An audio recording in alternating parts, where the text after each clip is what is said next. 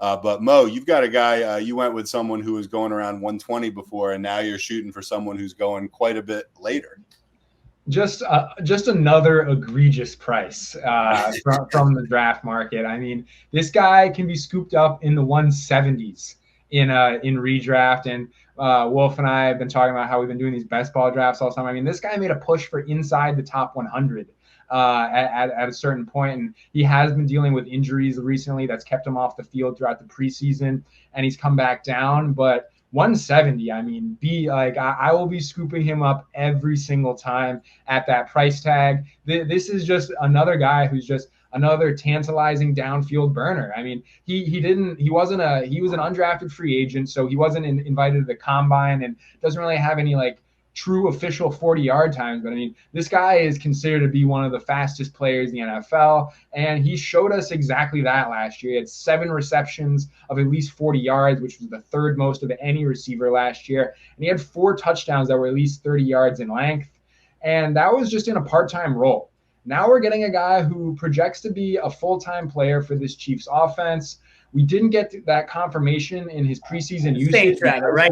By the way, for the audio listeners, we're talking about Rashid Shaheed here. I know some people are probably like, who are we hyping up here? And then you said Chiefs. I want to make sure everybody knows. We're talking about Rashid Shaheed here. So, Rashid Shaheed. So he's going to have the opportunity to be a full-time player this year. Like I mentioned, we didn't really get confirmation of that in the preseason because he did not appear in any preseason games due to the injury. But the quotes out of training camp from Shaheed himself just saying, there'll be times I won't come off the field, so he's got to be prepared. He's got to be physically ready as well as mentally ready. So we're expecting this guy to take on the full-time wide receiver 2 role in this offense, and that's just something he's never had in his career. We saw it here and there last year due to injuries, and when he was given a full-time opportunity, he succeeded. He had 6 games last year where he cleared an 80% route participation, and he hit 15 fantasy points at a minimum in 3 of those games, so half of them. So that's pretty exciting for me, especially for where you can get this guy in the 170s of your draft. So just the talent and the opportunity is going to be there. And then I just think in general, we're going to see better usage for these wide receivers in this offense. We move on from dusty old Harold Carmichael, who comes from the Sean Payton coaching tree. His offense was simply archaic. Last season, and consistently throughout his time as the offensive coordinator, the Saints offense ranked bottom of the barrel in terms of their usage of motion and play action. And those are just kind of the key indicators in terms of whether or not an offense is modernizing and using the concepts that we like to see out of the modern and high-end offenses. But we're starting to see those changes under Clint Kubiak. There was a lot of speculation this offseason just in terms of this offense taking steps, the wide receivers getting easier and better looks and just all-around better usage. And we saw that in the preseason. In the preseason, 66% of the snaps with Derek Carr on the field utilized some sort of pre-snap motion. So it's going to be a modern offense. It's going to be a more well-rounded offense for these wide receivers. And I'm really bullish on what Rashid Shaheed is as a talent. He's not just a downfield burner. I believe he is a legitimately talented receiver who can make an impact as a wide receiver 2 on this offense. And he's finally going to have the opportunity to be a full-time guy. And I think he takes that opportunity and runs away with it. Yeah, who do they have? Bub Means, like a fake name there. Bub Means, the old receiver they drafted. Yeah, exactly. You think Bucky Irving's fake? It'll get into Bub Means territory, but ultimately, I do love the Kubiak call out too. I think it's going to be huge. There's rumblings that maybe Shaheed's like their version of. I know he's not the same build or style of Debo, but in terms of this versatility, moving him around, getting him those yak opportunities. He was kind of that one-trick deep ball pony and did great in that role last year for all the reasons you cited. But if you get this guy a few more layup opportunities, the team clearly felt good enough to not make any moves. Michael Thomas is now gone, opening up tons of looks over the intermediate range of the field. I'm all in. I think it's a great price. And I think, he had those injuries in camp. So, you want to make sure he's fully healthy. But I think that's the reason. Had he been healthy in camp, I bet you we would be getting the buzz of like, this is Kubiak's new Debo. This guy is moving all over the place, a chess piece. These run after the catch opportunities are just getting behind the defense every single day. Type of reports would be coming out, and this guy would be going in the 100s, the 120s. So I think it ultimately be a blessing in disguise, those injuries, in terms of his price going right, like you said right now, 170. Yeah, there's no reason to not take a stab, see what happens. I think he's going to be one of those most added waiver wire guys after week 1. Get ahead of it and just get him on your roster now. The fact that this guy might be a waiver wire guy is a joke. Yeah. This guy has to be rostered in every single league. If your league's thin enough that he might not get drafted, take him with your last pick. Just get this guy on your roster however you can.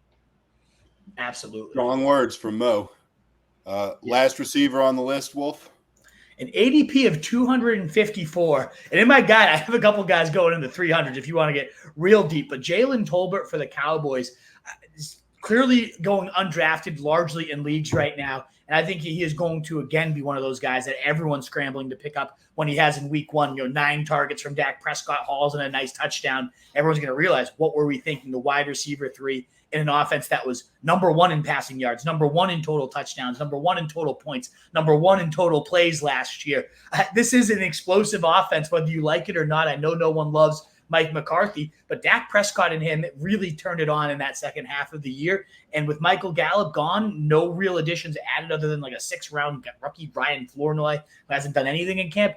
Tolbert has the clear runway to be the, at least at worst, I'd say, number 3 receiver in this attack. And I think there's a chance he could leapfrog Brandon Cooks, who I do like at his prices. I'm not against Brandon Cooks, but there's a world that Tolbert is as good as what these camp hype have been looking like. So I'll start in the spring, and I've been drafting this guy since the spring when I saw these. Prescott challenged Tolbert to be to say, they had a conversation. What do you want your role to be? And Prescott said he was a little underwhelmed and told Tolbert, your role is to go out there and show you can be a true number 1 at minimum when we have a guy like CeeDee Lamb, be that number 2 for us. And after that, the Breakfast Club, we love that narrative with Cooper Kupp and Stafford. Well, how about the backyard practice narrative? Every single day they practiced.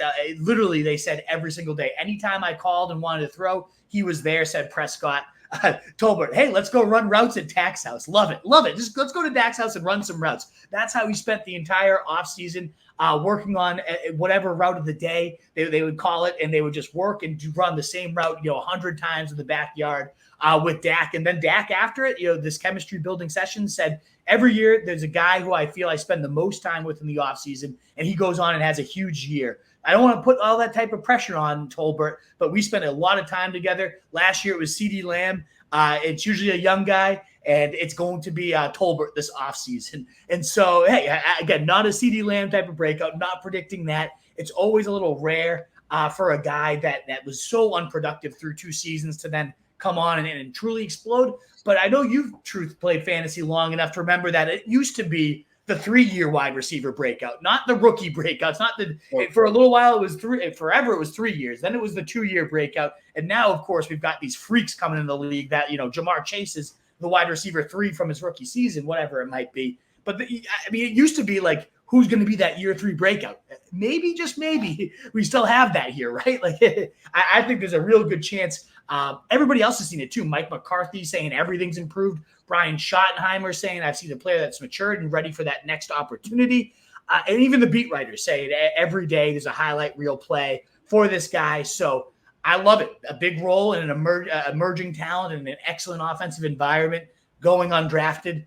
Wide receiver 3 in the best passing attack of last year, maybe the wide receiver 2 if he jumps over Brandon Cooks. And it should if anything ever happened to CeeDee Lamb. And I hate to say it, but like when these players do hold out and come in late, like there's a little bit of a track record of something getting pulled early on. And again, not wishing for that. I think this offense would take a huge hit as a whole. I don't want Tolbert to have to be the number 1. I don't think he'd succeed in that role, but there is the world where if CeeDee Lamb's gone, somebody's going to have to step up. And if not, with CeeDee Lamb drawing so much attention, I really think there's a world where Tolbert has a nice 700, 800 yards, 9, 10 touchdowns. Like something crazy could really happen for this guy. The way the hype has been, the connection he has with Dak right now, going undrafted. So I think he's an absolute steal. And everyone's going to want him in the waiver wire after the first week. I was literally talking to another older gentleman around my age today that when we were discussing fantasy football when we started playing, which believe it or not was like 1991 or 2. And we were just kind of talking about how you have to keep track of these guys coming out now, because remember when rookies just didn't play? Yeah. It wasn't even like they didn't break out. They just didn't play. They were like, "No, you're going to carry my luggage for a year. I don't care how good you are. You're going to pay your dues." And then at some point, someone was like, "That's insane." Like look at Randy Moss or something. Can you imagine if they just didn't play him for a couple of years and then decided to roll him out just on principle? Yeah, it's crazy. The third-year breakout used to be a real thing, and it was kind of stupid that it was, because a lot of times you were just flushing 1 or 2 years down the toilet for no reason. But I like your case for Tolbert.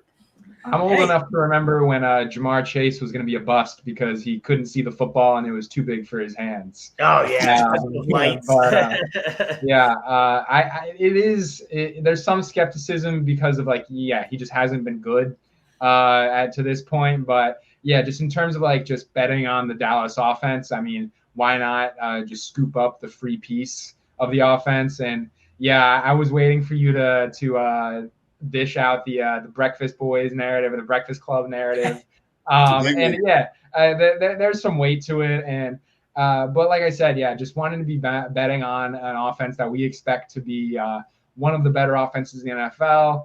And some people are just saying that it's going to regress significantly. I mean, the offensive pieces outside of the line, I mean, I know line play is huge and could have an impact, but outside of the line, I mean, it's really the same cast of characters that we saw lead the number one offense in the NFL last year. You swap out Michael Gallup for Tolbert as that wide receiver 3. And if he can, Brandon Cooks is on his last legs. So if he can prove early on that he's got some juice, and then Dak develops some trust, and then they build a relationship, and he can make an impact. Taking over as the number 2 option is not out of the range of outcomes, and that we saw that with Cooks last year lead to some big games. Yeah, they actually were graded. Everybody keeps bringing up the line. It's maybe they're not the number 3 line or number 4 line like they've been for so long, but Brandon Thorne for ETR graded them as a top 10 line. I think PFF, they're right 11 or 12. So sure, maybe they take a step back, but I think people are expecting this to go from a top 5 line to number 32, the way you see it getting talked about. This is not going to be. They added a first round talent to it too, and not a guarantee to pan out. But a lot of people are spelling doomsday for this line too early. People will find any reason for the Cowboys to fail. Yeah. They will paint any picture, try to draw up any narrative for why the Cowboys are not going to succeed. And they'll do that themselves, in terms of real life. When the playoffs hit, they'll make sure to fail and crap their own pants. But fantasy-wise, in the regular season, they have been. Every year under Dak, they've been an explosive offense, no matter who's calling the plays, no matter what the shape of the line is, no matter who the weapons are. It's going to be a good offense. It might not be the number 1 offense like last year. I could almost guarantee it's going to be top 10. Unless four straight years with a healthy Dak, 4 straight years being a top 10 offense. I mean, CeeDee Lamb's just getting better. The weapons aren't really changing that heavily. I mean, I don't know what they can paint whatever picture they want. This is going to be a good offense. What year was it the last time the Cowboys won a playoff game? Don't care. I stopped caring about the Cowboys in week 17. Yeah. I don't care either. I only care because I think it's funny. I don't care. I know the answer. I don't know it off the top of my head. Well, I just know it's been a really long time. Yeah. Wasn't it 2 years ago? Did they win a game 2 years ago? Yeah. I don't think so. I feel pretty confident that's wrong, but my brain is not the steel trap it used to be, so I tend to believe MOH on this stuff. But no, I feel like it's been a while. I think it's a long time.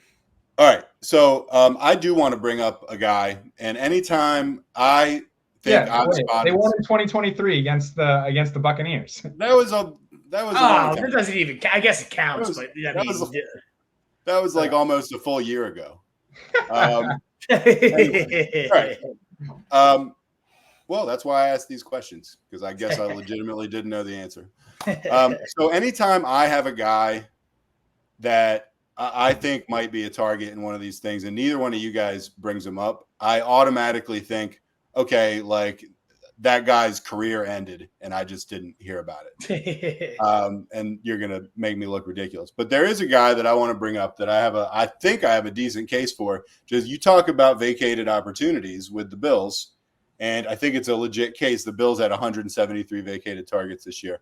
Well, the Chargers had 250. Like, they lost like everybody. They lost Mike Williams. They lost Keenan Allen. They lost Everett. They lost Austin Eckler. And the last man standing is Josh Palmer. And there's like no other receiver they have on their team that's even like caught a pass. No, certainly no other starter that's even caught a pass from Justin Herbert before. He started like 10 or 11 games in his career and has put up decent fantasy numbers when he has. I think he averages like 12 or 13 fantasy points a game when he has started. He's clearly going to start. He's the only guy that can even pretend to have any sort of rapport with Herbert. Now, even the lowest volume passing teams in the league, I feel like, passed over 500 times. So the ball is going to be thrown. I know they're going to run it a lot too.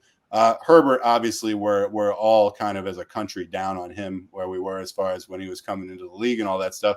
But given where Palmer is going and given just the amount of targets available, using your same Bills logic, it's significantly more than that even. It's the most in the NFL, like by far. What do you think about somebody like him? I feel like he's definitely worth a stab. He's going late. I think it's a really good point, Truth. For a couple of reasons. Entering the preseason, I would have said that's Ladd. He's going to be the number one, the rookie who came in, who I do still think is a good pick. He's going ahead of Palmer. I think he probably should go ahead of Palmer just because there is the chance that he emerges the main guy. But then you look at preseason usage. Ladd was not playing in two wide receiver sets. Palmer was the clear every down like starter snap guy. He is that pre-established rapport with Justin Herbert. I think is even more important when Herbert gets hurt in camp and now did not have time to continue to grow that rapport with McConkey, with the other guys. So even if McConkey does end up emerging and blowing up, somebody else is still going to be valuable. It's Justin Herbert. Even if this is a Greg Roman run heavy attack, like there will be valuable weapons here. And I think Harbaugh and Roman are smart enough to not have to play the same exact Raven style offense when you have a cannon armed guy, a top 5 real life quarterback like Justin Herbert. I don't know why I haven't been more in on Palmer, honestly. I think it's a great argument. And certainly the way the preseason's gone, like you wouldn't think a quarterback injury would help a receiver, but it honestly might in Palmer's case, being that main standover. I think that could end up playing into it. I don't know. Well, I feel like you've liked Palmer before, Mo. It's not the first time. It was early in the preseason. You were talking about him quite a bit, if I'm not mistaken. Yeah, I mean, like you said, it's really just it's a bet on opportunity. He's locked in as the number one guy, and I'm fine to take him. He like we've talked about with some of these wide receivers. It's a much more palatable price in these home leagues, in these redraft leagues, than what we get over on Underdog. I mean, there are kickers going ahead of Josh Palmer in redraft ADP. He's sandwiched between Evan McPherson and Jake Moody. It's insane. There's 5 defenses go ahead of Josh Palmer. So I mean, why not? We're not entirely sure that he is actually good. The small sample size has been promising in terms of just a total output and just his counting stats. But yeah, the opportunity is there. The offense has been stripped bare. Some of the sharper guys in the industry, namely ETR, are ahead of ADP on Josh Palmer. So always good to be in concurrence with people you think are pretty sharp. So I think that the bet is sound. It's not like, because it's not like a talent based thing. You don't think Josh Palmer is a world beater. It's opportunity. You don't love making those bets, but when you can take it at pick 150 after people have already taken their defense and their kicker, I mean, why not? I mean, the upside's there with the quarterback talent and the overall opportunity. So go right ahead. I'll not shy away from Josh Palmer at his current price. I think if you just kind of if you've taken some upside swings and you think you just need some targets, you need some looks, you need routes on that roster, go ahead. He's going to provide a stable floor. Maybe Ladd McConkey makes a push to chip away at Palmer's role as the season progresses. But if you need a stable floor guy to pair with some upside swings earlier in the draft, be my guest and take Josh Palmer. I think that's a fine pick. I think it's a reasonable thing that you said where we're not totally sure whether he's good or not. although we've seen some flashes. But I think that one thing is for sure, like he's gonna have a legitimate, probably extended chance to prove it one way or another. 100%. And that's where I was coming from on this. I mean, Wolf's a DJ Shark defender, but is DJ Shark going to be challenging this guy for routes and targets? I don't think so. No, I don't think so, and I'm not a DJ Shark defender. And the Wolf and I often see eye to eye, but not on that particular play. I'd rather have Josh Palmer, for the record, than DJ Shark by a while. It's more so DJ Shark's like a round 20 guy in best ball, so I'll take a last minute stab on him getting a deep ball or two from Justin Herbert in a handful of weeks. He's also been hurt and banged up. That case has gone down. I like the call, Truth. I really do. With Palmer. And I wish I had drafted more of him in best ball season because I really don't have much, but it makes a lot of sense. I appreciate it because, like I said at the outset, anytime I've come up with a guy and then neither of you guys names him again and again, I'm kind of wincing and cringing every time, and I'm frantically Google searching, like, did he break his back? Like something's going on. And so actually, no, he seems to be healthy, and he seems to be currently the wide receiver one on the Chargers. So we'll see how that plays out. What is up, you fantasy wolf? Thanks so much for tuning in. If you haven't already, share your thoughts in the comments, check out some more videos, and join the newest Wolfpack by subscribing below.